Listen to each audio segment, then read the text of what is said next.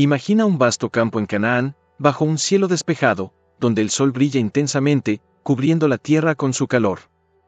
En este paisaje, un joven pastor, de unos 17 años, recorre los campos con su rebaño.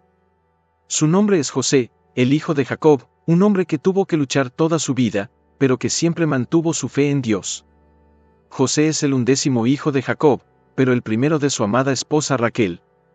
Desde el momento de su nacimiento, José se convirtió en el favorito de su padre.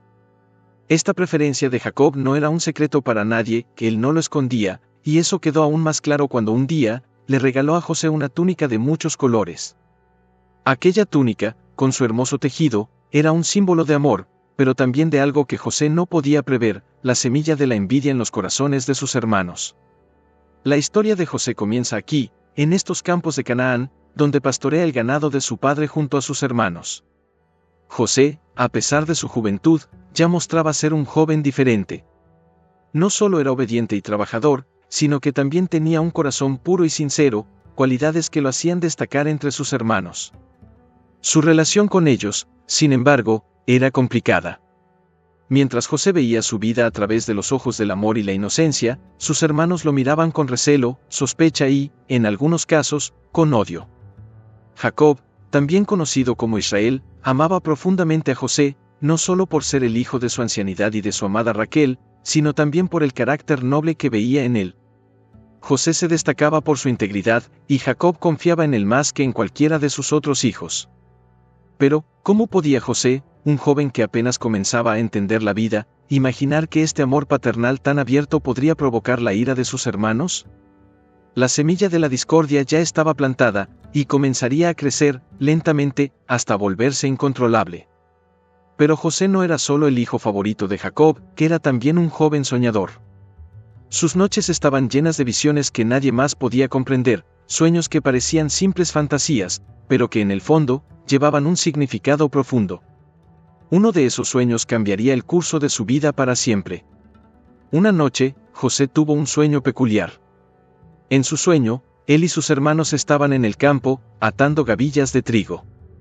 De repente, la gavilla de José se levantó y quedó erguida, mientras las gavillas de sus hermanos la rodeaban y se inclinaban ante ella. Cuando José despertó, no pudo contenerse y, con la ingenuidad de su juventud, corrió a contarles el sueño a sus hermanos. Les dijo: «Escuchad este sueño que tuve. Estábamos atando gavillas en el campo, y de repente, mi gavilla se levantó y se quedó de pie, mientras que vuestras gavillas se inclinaban ante la mía». Las palabras de José resonaron en el aire, pero no fueron recibidas con agrado. Al contrario, sus hermanos lo miraron con desdén y rabia contenida. «¿De veras piensas que reinarás sobre nosotros?», le dijeron, con una mezcla de incredulidad y enojo. El resentimiento que ya existía en sus corazones comenzó a crecer. ¿Quién se creía que era este muchacho, su hermano menor, para sugerir que algún día ellos, los mayores, se inclinarían ante él? El sueño de José fue como una chispa en un pajar seco. La envidia que sus hermanos sentían se avivó, y su odio hacia él se hizo más profundo. Pero la cosa no terminó ahí. José tuvo otro sueño, uno que fue incluso más perturbador para sus hermanos. En este segundo sueño, José vio el sol, la luna y 11 estrellas inclinándose ante él. Este sueño, a diferencia del primero, también incluía a su padre y a su madre. Cuando José contó este sueño, incluso su padre, que lo amaba tanto, se sorprendió.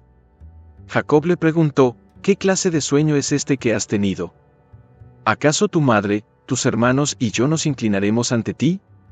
Aunque Jacob lo reprendió, guardó estas palabras en su corazón, sabiendo que podía haber algo más en estos sueños que una simple imaginación juvenil. Sin embargo, para sus hermanos, este segundo sueño fue la gota que colmó el vaso. La idea de que algún día José podría gobernar sobre ellos era insostenible, y la semilla del odio creció aún más fuerte en sus corazones, preparándose para dar fruto. A medida que los días pasaban, la tensión entre José y sus hermanos se hacía insoportable. La envidia se había convertido en odio, y ese odio en un deseo insaciable de deshacerse de él. José, con su túnica de colores brillantes, se paseaba entre ellos, inconsciente del peligro que lo acechaba, creyendo que su familia siempre estaría allí para él. Un día, los hermanos de José estaban cuidando los rebaños de su padre en Siquem, y Jacob decidió enviar a José a ver cómo estaban. «Ve a ver cómo están tus hermanos y el rebaño», le dijo Jacob, sin sospechar que estaba enviando a su hijo amado directo a una trampa. José, siempre obediente, se puso en camino, recorriendo largas distancias hasta encontrarlos. Cuando los hermanos lo vieron de lejos, antes de que llegara a ellos, comenzaron a tramar su siniestro plan. «Ahí viene el soñador», dijeron entre ellos, con desprecio en sus voces. Ese apodo, que había comenzado como una burla, ahora se había convertido en un símbolo de todo lo que odiaban de José. «Vamos, matémoslo y arrojémoslo en una de estas cisternas. Diremos que una bestia salvaje lo devoró, y veremos qué será de sus sueños». El odio había nublado sus corazones al punto de planear un fratricidio. Pero Rubén, el mayor, no podía soportar la idea de derramar la sangre de su hermano. Movido por un resquicio de conciencia, les dijo: «No derramemos sangre. Echémoslo en esta cisterna en el desierto, pero no pongamos nuestras manos sobre él». Rubén planeaba rescatar a José más tarde y devolverlo a su padre. Cuando José finalmente llegó hasta ellos, sus hermanos lo rodearon. Sin darle tiempo a entender lo que estaba pasando, lo despojaron brutalmente de su túnica, aquella que tanto detestaban, y lo arrojaron a una cisterna vacía, sin agua. El eco de su cuerpo golpeando las paredes de la cisterna resonó en sus oídos, pero ellos no se inmutaron. Se sentaron a comer como si nada hubiera sucedido, mientras los gritos de José pedían auxilio desde el fondo. Mientras comían, levantaron la vista y vieron una caravana de ismaelitas que se acercaba desde Galaad. Llevaban especias, bálsamo y mirra, en camino a Egipto. Entonces, Judá tuvo una idea que sellaría el destino de José. «¿Qué ganaremos con matar a nuestro hermano y ocultar su sangre?», dijo. «Vendámoslo a los ismaelitas. Después de todo, él es nuestro hermano, nuestra propia carne». Los otros hermanos estuvieron de acuerdo. Sacaron a José de la cisterna, su cuerpo temblando de miedo y confusión. Sin mirarlo a los ojos, lo vendieron por 20 piezas de plata. Los mercaderes lo ataron y lo llevaron consigo, y José, el joven soñador, fue arrastrado hacia un destino incierto en una tierra lejana, mientras sus hermanos lo observaban, convencidos de que habían logrado librarse de él para siempre. Los días de viaje hacia Egipto fueron largos y llenos de incertidumbre para José. Atado y vendido como una simple mercancía, su espíritu estaba abatido, pero su fe permanecía intacta. Al llegar a Egipto, un mundo completamente nuevo y extraño se desplegó ante sus ojos. Las grandes pirámides se alzaban imponentes, y el bullicio de la ciudad era ensordecedor. Allí, en medio del mercado de esclavos, el destino de José estaba a punto de dar otro giro inesperado. Un oficial de alto rango del faraón, llamado Potifar, jefe de la guardia, estaba en el mercado ese día. Su mirada se posó sobre José, y algo en el joven captó su atención. Potifar lo compró, llevándolo a su casa para que trabajara como su siervo. Desde ese momento, la vida de José tomó un nuevo rumbo. José, a pesar de su situación, decidió servir a su nuevo amo con todo su corazón. Su carácter noble, su diligencia y su integridad pronto lo destacaron entre los demás siervos. Potifar se dio cuenta de que, desde que José estaba a su servicio, todo en su casa prosperaba. Las tierras rendían más, los negocios marchaban bien, y la paz reinaba en su hogar. Potifar, reconociendo que la mano de Dios estaba con José, lo promovió a un puesto de gran responsabilidad. José se convirtió en el mayordomo de toda la casa, administrando todos los bienes de Potifar. Pero no todo en la casa de Potifar era tan tranquilo como parecía. Mientras José cumplía con sus deberes, la esposa de Potifar comenzó a fijarse en él. José era joven, fuerte, y de buen parecer, y ella, cautivada por su presencia, empezó a desearlo.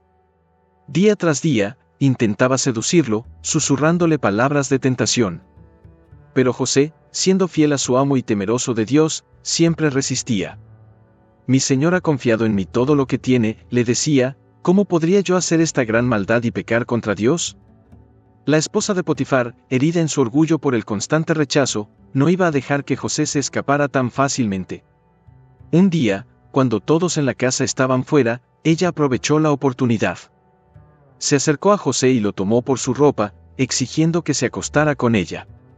José, lleno de pavor y repulsión, se zafó de su agarre y huyó de la casa, dejando su manto en las manos de la mujer. Humillada y furiosa, la esposa de Potifar decidió vengarse. Llamó a los siervos de la casa y, sosteniendo la prenda de José, gritó que había sido atacada. «Miren lo que me ha hecho ese hebreo», exclamó, mostrando el manto como prueba. Cuando Potifar regresó, escuchó las acusaciones de su esposa, y aunque en su corazón dudaba de la veracidad de sus palabras, no tuvo más remedio que actuar.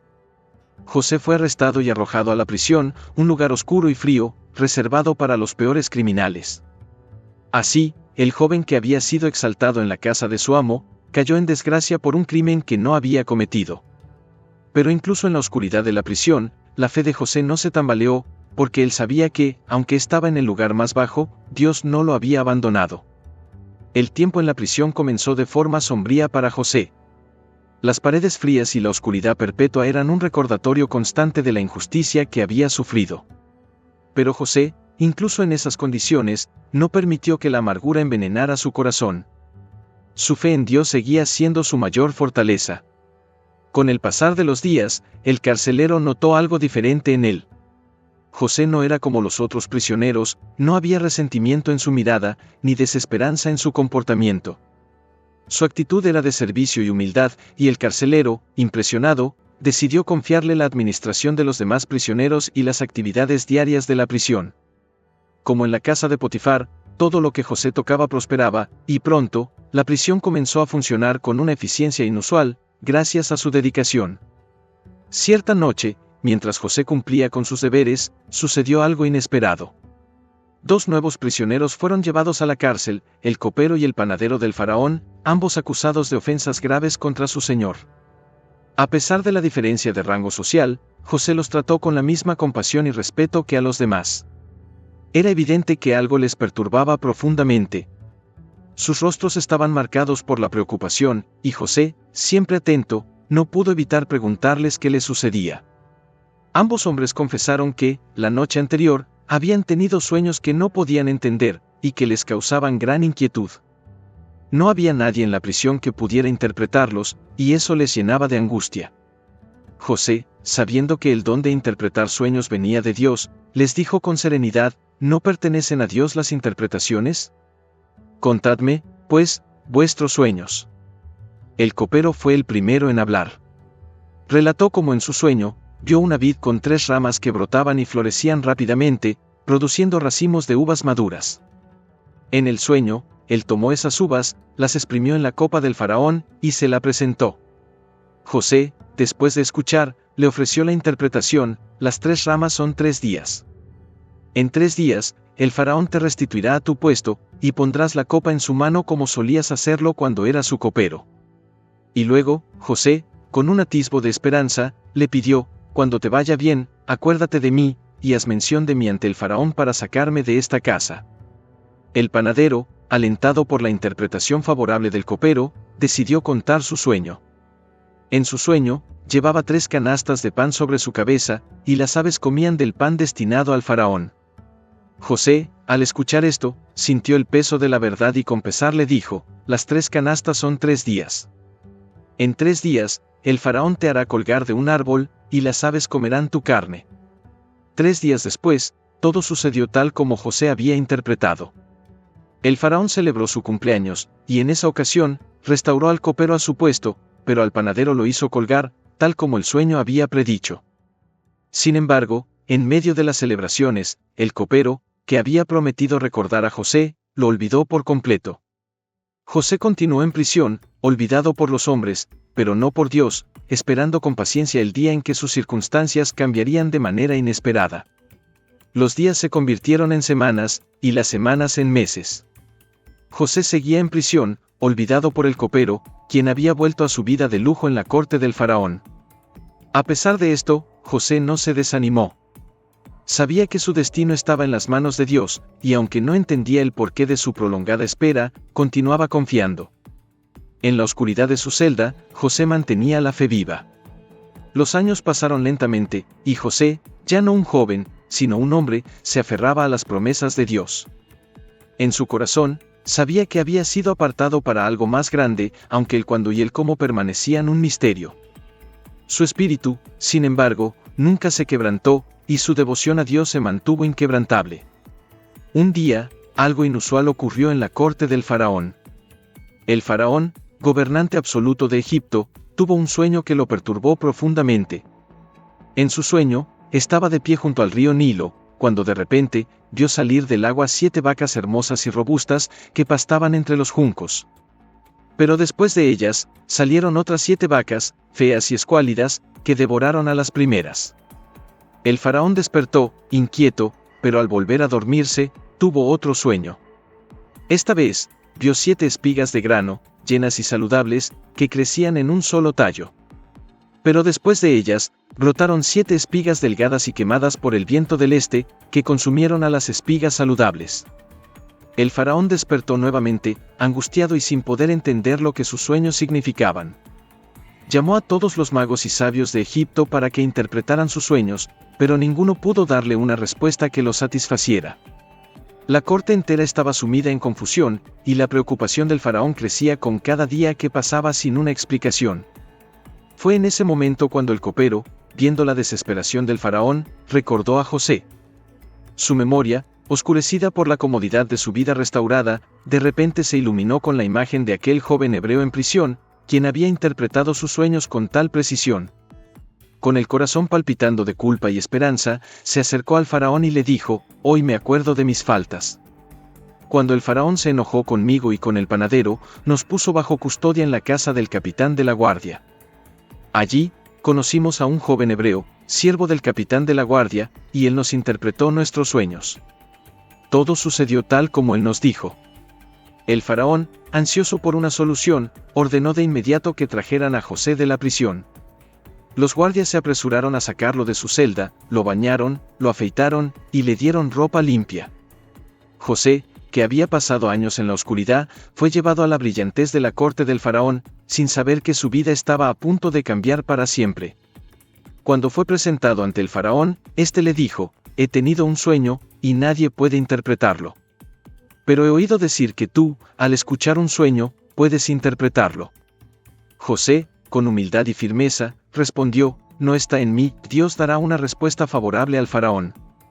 El destino de José y el de toda una nación estaban a punto de entrelazarse en los próximos momentos. José se encontraba de pie frente al faraón, el hombre más poderoso de Egipto, con todo el futuro de la nación en juego. El silencio en la sala era absoluto, y todas las miradas estaban fijas en José, esperando lo que tenía que decir. Con una calma que solo podía venir de una confianza inquebrantable en Dios, José comenzó a hablar. «Los sueños del faraón son uno y el mismo», dijo José. «Dios ha revelado al faraón lo que está por suceder». Los ojos del faraón se entrecerraron en concentración mientras escuchaba cada palabra. Las 7 vacas hermosas y las 7 espigas saludables representan 7 años de gran abundancia que vendrán en toda la tierra de Egipto. Pero después de ellos, seguirán 7 años de hambre, representados por las vacas feas y las espigas quemadas. El hambre será tan severa que toda la abundancia será olvidada en la tierra de Egipto, el hambre consumirá la tierra. El faraón, con el rostro tenso, absorbía la gravedad de las palabras de José.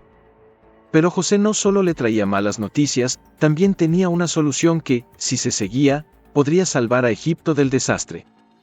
«Ahora, faraón», continuó José, «busca un hombre prudente y sabio, y ponlo sobre toda la tierra de Egipto.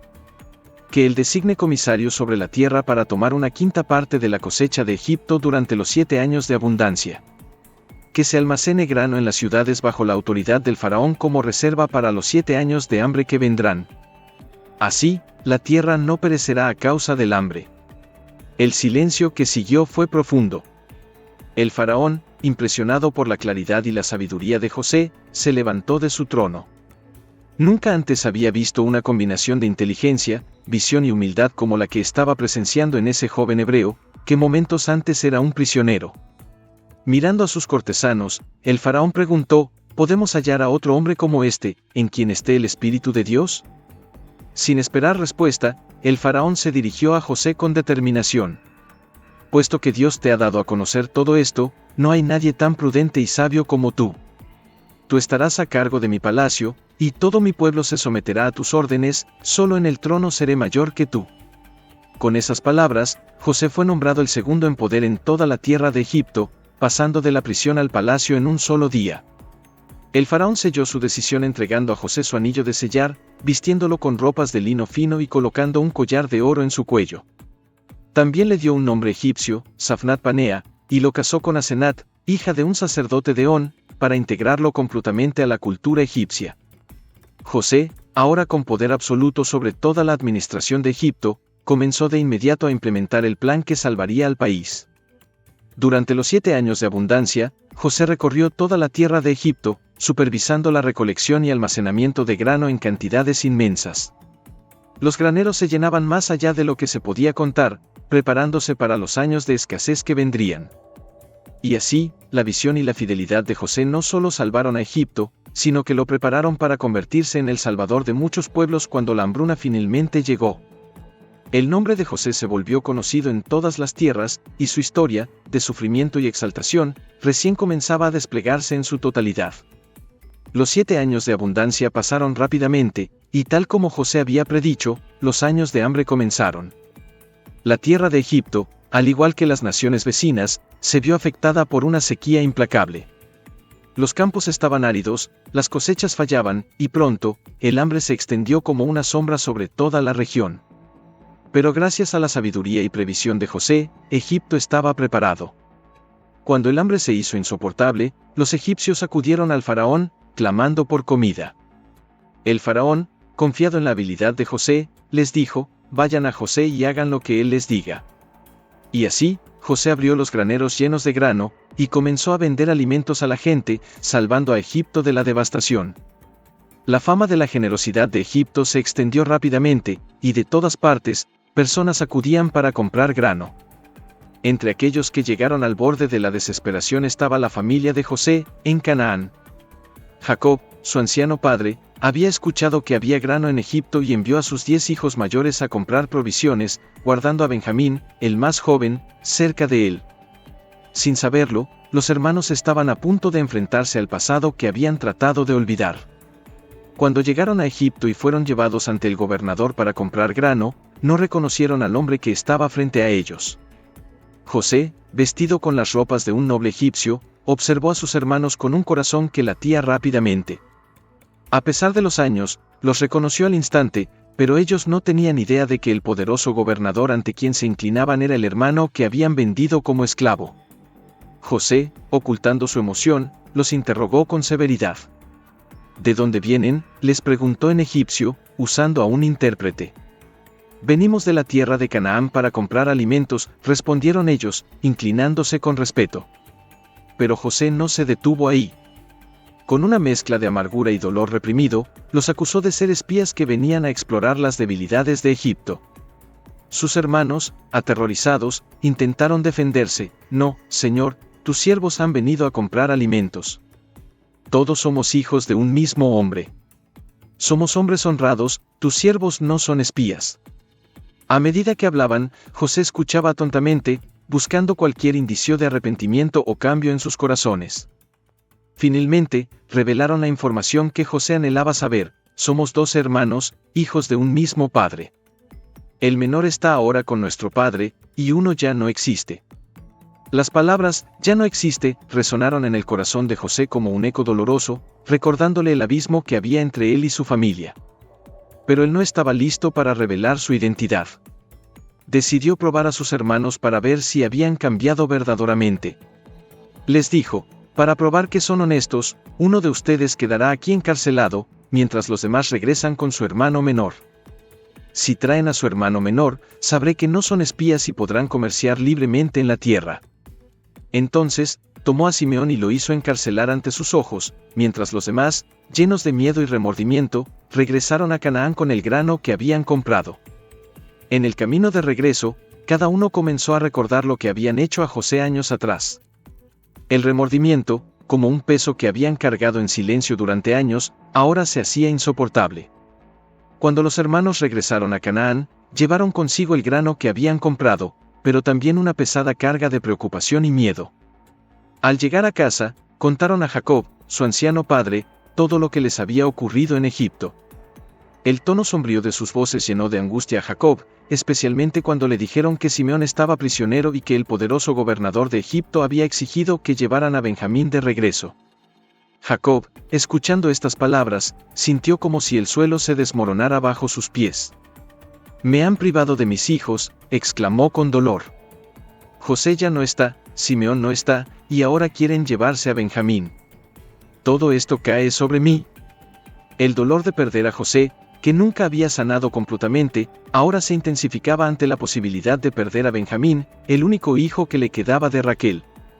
Rubén, el mayor, trató de consolar a su padre, ofreciendo sus propios hijos como garantía, pero Jacob no quiso escucharlo. El miedo a perder a Benjamín era demasiado grande.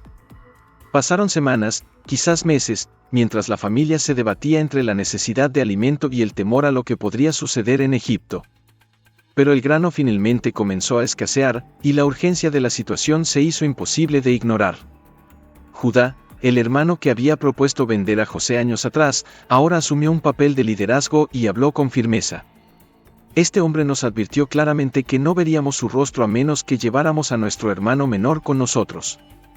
Si envías a Benjamín con nosotros, descenderemos y compraremos alimentos. Pero si no lo envías, no iremos, porque el hombre nos dijo, no verán mi rostro si su hermano menor no está con ustedes. Jacob, viendo que no había otra opción, suspiró profundamente. Finalmente, con el corazón pesado y los ojos llenos de preocupación, accedió. Si así debe ser, que así sea, dijo resignado. Lleven lo mejor de nuestra tierra en sus costales como presente para ese hombre, un poco de bálsamo, un poco de miel, especias y mirra, nueces y almendras. Lleven el doble de dinero, porque quizás fue un error que el dinero apareciera en sus sacos la primera vez. Y tomen a su hermano, y vayan de nuevo a ese hombre. Antes de que partieran, Jacob levantó una última oración por la seguridad de sus hijos, especialmente de Benjamín. Que el Dios Todopoderoso les conceda misericordia ante ese hombre, para que les permita volver con su hermano Simeón y también con Benjamín. Pero si he de perder a mis hijos, que así sea. Con esas palabras llenas de resignación y esperanza, envió a sus hijos nuevamente a Egipto, enfrentando el doloroso riesgo por el bien de la supervivencia de su familia. La jornada de regreso a Egipto estuvo llena de tensiones silenciosas y corazones pesados. Cuando finalmente llegaron y se presentaron ante José, éste vio a Benjamín entre ellos. La vista de su hermano menor, el hijo de su misma madre, hizo que su corazón se agitara con emociones profundas y contradictorias. Pero José, aún no listo para revelar su identidad, mantuvo la compostura y ordenó que los llevaran a su casa para una comida al mediodía. Los hermanos, al ser conducidos a la casa de José, se llenaron de miedo. Pensaban que el gobernador planeaba acusarlos por el dinero que había sido devuelto en sus sacos la vez anterior y que ahora los haría prisioneros.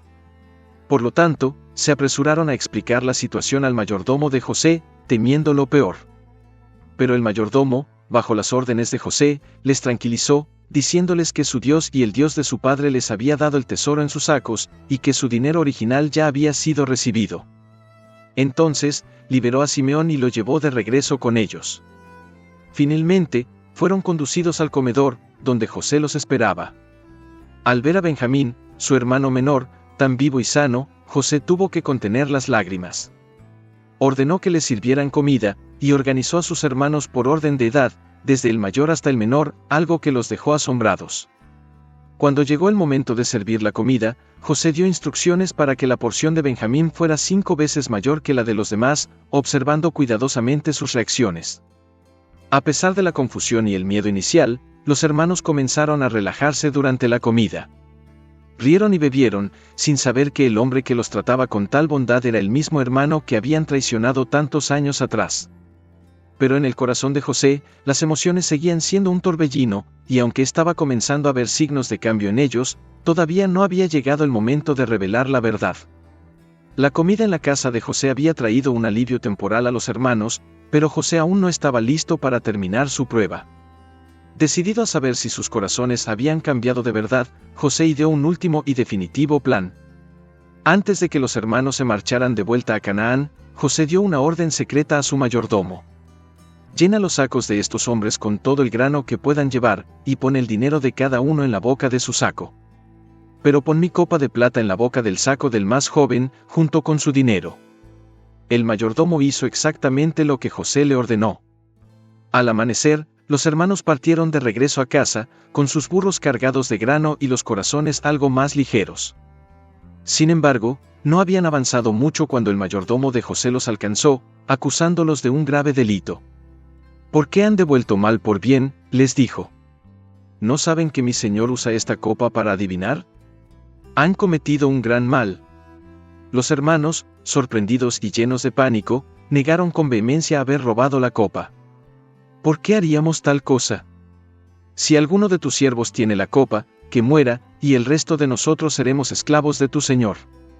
Confiaban plenamente en su inocencia, convencidos de que ninguno de ellos podía haber cometido tal acto.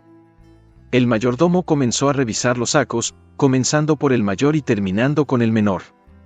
Cada saco se abrió, y los hermanos observaban con creciente alivio a medida que no encontraban la copa. Pero cuando llegó al saco de Benjamín, allí, en la boca del saco, brillaba la copa de plata. El horror se apoderó de ellos. Rasgaron sus ropas en señal de desesperación y, sin decir una palabra más, cargaron sus burros y regresaron a la ciudad.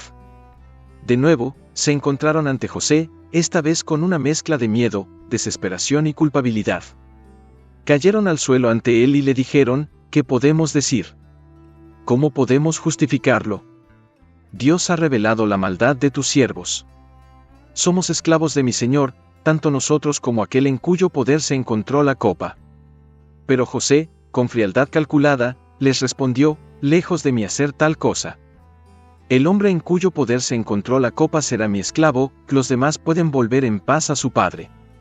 Este fue el momento decisivo. Judá, quien había garantizado la seguridad de Benjamín ante su padre, se adelantó. Su corazón estaba lleno de angustia mientras se acercaba a José, sin saber que estaba hablando con su propio hermano.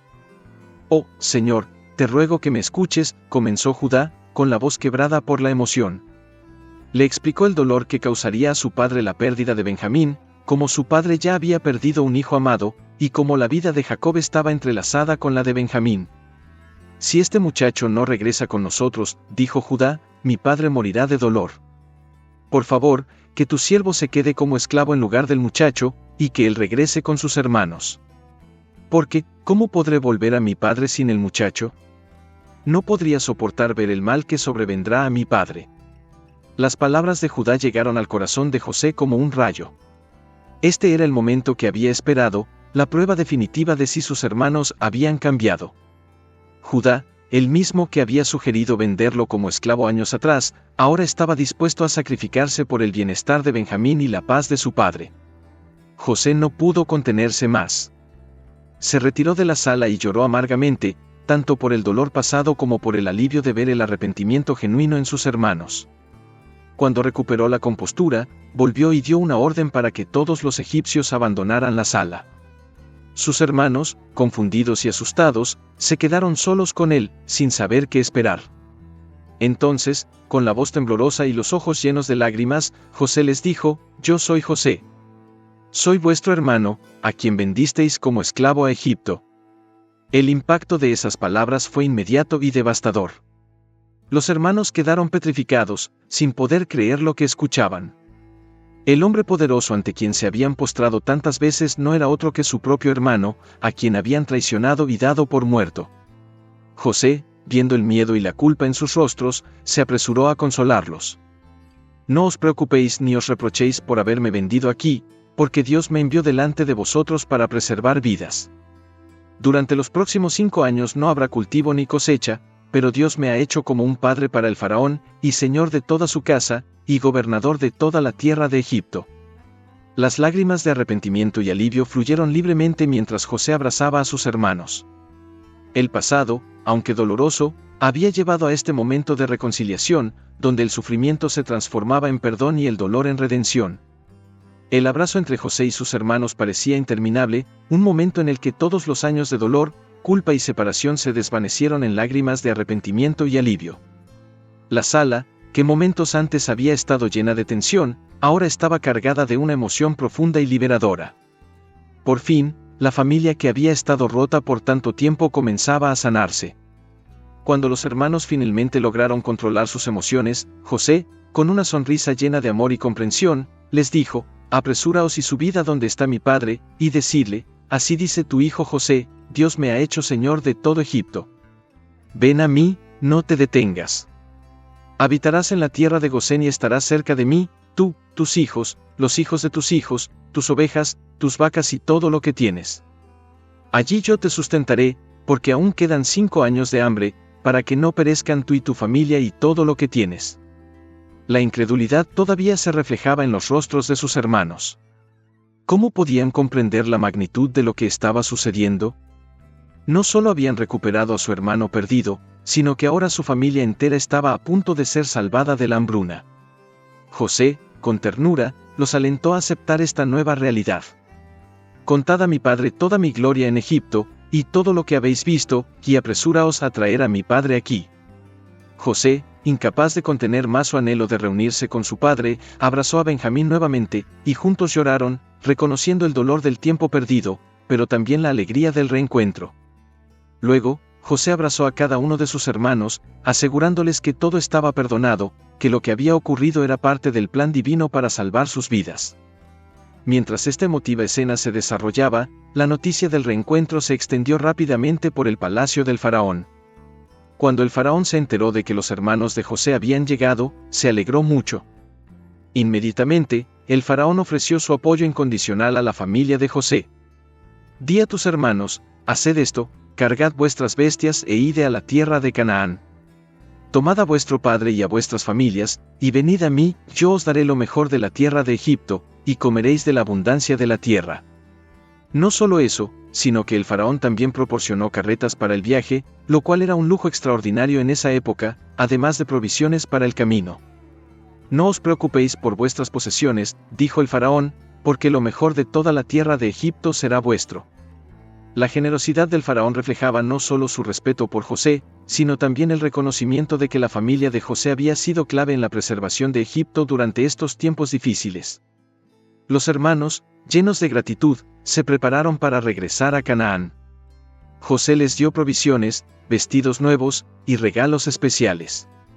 A Benjamín, sin embargo, le dio 300 siclos de plata y 5 mudas de ropa, mostrándole un afecto especial que los otros hermanos no podían envidiar, pues ahora entendían el amor profundo que José sentía por su hermano menor. Cuando los hermanos se pusieron en camino, llevando consigo las riquezas de Egipto y los corazones renovados, José les dio una última instrucción con una sonrisa en los labios: «No disputéis por el camino». Sabía que el viaje de regreso podría traer recuerdos dolorosos y quería asegurarse de que sus corazones permanecieran en paz, sabiendo que el pasado había sido redimido. El regreso a Canaán fue rápido y lleno de una mezcla de emoción y ansiedad. Sabían que la noticia que traían a su padre era tan asombrosa que sería difícil de creer. Cuando finalmente llegaron a la presencia de Jacob, su padre, los hermanos se arrodillaron ante él y con lágrimas en los ojos le dijeron: «José vive. Y él es gobernador sobre toda la tierra de Egipto». Jacob, al escuchar estas palabras, quedó atónito. Su corazón, que había soportado años de luto, parecía incapaz de aceptar que su amado hijo, a quien creía muerto, en realidad estaba vivo y con gran poder. Al principio, no creyó a sus hijos, pensando que tal noticia era demasiado buena para ser cierta. Pero cuando vio las carretas y todos los regalos que José había enviado, su espíritu se reavivó. «Basta. Mi hijo José todavía vive, iré y lo veré antes de morir». La esperanza y la alegría llenaron la casa de Jacob, y pronto, toda la familia se preparó para el gran viaje hacia Egipto, dejando atrás la tierra de Canaán, que había sido su hogar, y encaminándose hacia un nuevo comienzo. El viaje a Egipto fue largo y lleno de emociones encontradas para Jacob y su familia. Mientras las carretas avanzaban lentamente hacia el sur, Jacob no podía dejar de pensar en el inminente encuentro con su hijo perdido. Cada vez que cerraba los ojos, veía el rostro joven de José, el niño al que había amado con toda su alma, y se preguntaba cómo sería verlo ahora, un hombre hecho y derecho, gobernador de toda la tierra de Egipto. A medida que se acercaban a Egipto, la expectación crecía en su corazón, al igual que en los corazones de todos sus hijos y nietos. Sabían que estaban dejando atrás la tierra de sus antepasados, pero también comprendían que Dios los estaba guiando hacia un futuro seguro, donde serían cuidados y protegidos durante los años difíciles que aún quedaban por venir. Finalmente, el momento tan esperado llegó. Cuando las carretas se detuvieron cerca de la tierra de Gosén, José fue informado de la llegada de su padre. Sin perder un instante, subió a su carruaje y se dirigió al encuentro de Jacob. El corazón de José latía con fuerza, lleno de un amor que había sido reprimido durante años de separación. Cuando finalmente vio a su padre a lo lejos, la emoción lo desbordó. Jacob, apoyado en su bastón, miraba con ansias mientras José se acercaba. Los ojos de ambos hombres estaban llenos de lágrimas. José descendió del carruaje y corrió hacia su padre. Al llegar a él, lo abrazó con fuerza, inclinando su cabeza sobre el hombro de Jacob y llorando como un niño que finalmente ha encontrado su hogar. Jacob, debilitado por los años, sostuvo a su hijo con el mismo amor que había sentido desde el día en que nació. Los dos permanecieron así durante lo que pareció una eternidad, ninguno dispuesto a soltar al otro, como si temieran que este momento de felicidad pudiera desvanecerse. Finalmente, Jacob, con la voz entrecortada por la emoción, susurró: «Ahora puedo morir en paz, pues he visto tu rostro y sé que todavía vives». Era como si toda la tristeza de los años anteriores hubiera desaparecido en ese instante, reemplazada por una alegría que solo un reencuentro tan milagroso podía ofrecer. Después del emotivo encuentro, José llevó a su padre y a toda su familia a la región de Gosén, el lugar que había preparado para ellos. Allí, les mostró las tierras fértiles donde podían vivir y prosperar, lejos de las dificultades de Canaán. El faraón mismo recibió a Jacob con respeto y bendiciones, reconociendo la grandeza del hombre que había criado a José. Gosén se convirtió en el nuevo hogar de la familia de Jacob.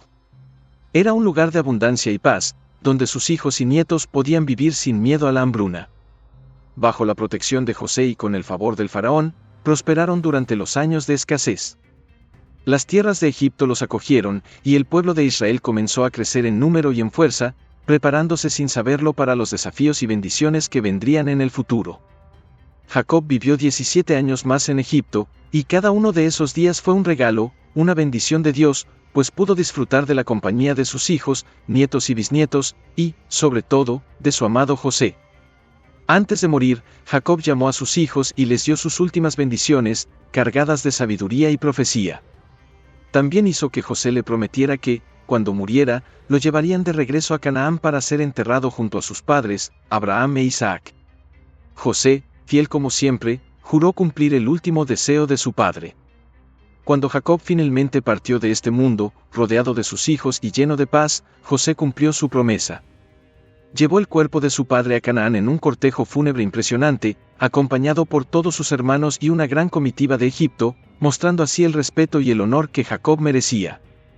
Allí, lo sepultaron en la cueva de Macpela, junto a Abraham, Isaac y Sara, cerrando un capítulo importante en la historia de su familia. José, después de enterrar a su padre, regresó a Egipto con sus hermanos.